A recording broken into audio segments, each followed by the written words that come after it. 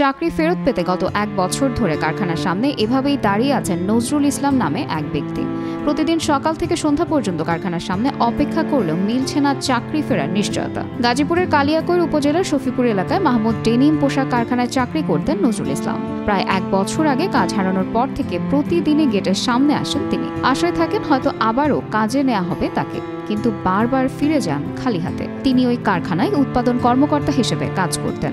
গত বছর ছুটিতে তার নিজ বাড়ি ময়মনসিংহে বেড়াতে যান। আসার পর জানতে পারেন তার চাকরি নেই। এরপর একাধিকবার নির্ধারিত চাকরি ফেরতের আশায় কর্তৃপক্ষের সঙ্গে যোগাযোগ করেও আশানুরূপ ফল মেলেনি। কারখানার সামনে প্রতিদিন দাঁড়িয়ে থাকেন রোদ বৃষ্টি উপেক্ষা করে। জমানো যা টাকা ছিল তা দিয়ে চলছে জীবন। কারখানার নিরাপত্তা কর্মীরা তাকে আশেপাশে আসতে মানা করায় পাশেই থাকা একটি আম গাছের নিচে অবস্থান করেন। 1 বছর যাবত দাঁড়িয়ে আছি। আমি সব সময় এখানে স্যারদের জন্য অপেক্ষা করি। চাকরি আছে আমার, এই জন্য দাঁড়িয়ে থাকি।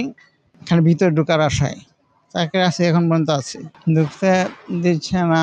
এলাকাবাসী দীর্ঘ 1 বছর ধরে তাকে কারখানার সামনে দাঁড়িয়ে থাকতে দেখেন। তার চাকরির বিষয়টি কর্তৃপক্ষের বিবেচনায় নেওয়া উচিত বলে মনে করেন এলাকাবাসী।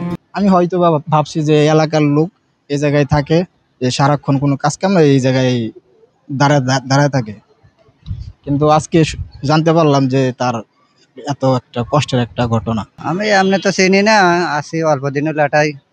সে সারাদিন সকালে এসে সারাদিন এই দুঃখের মধ্যে হাঁটাবুটা করে। তবে এ বিষয়ে জানতে কারখানা গেটে গেলে ভিডিও করতে নিষেধ করেন এবং কোনো বক্তব্য দেয়া হবে না বলেও জানান নিরাপত্তার দায়িত্বে থাকা কর্মকর্তারা। নাজনীন নিসা, আনন্দ টিভি।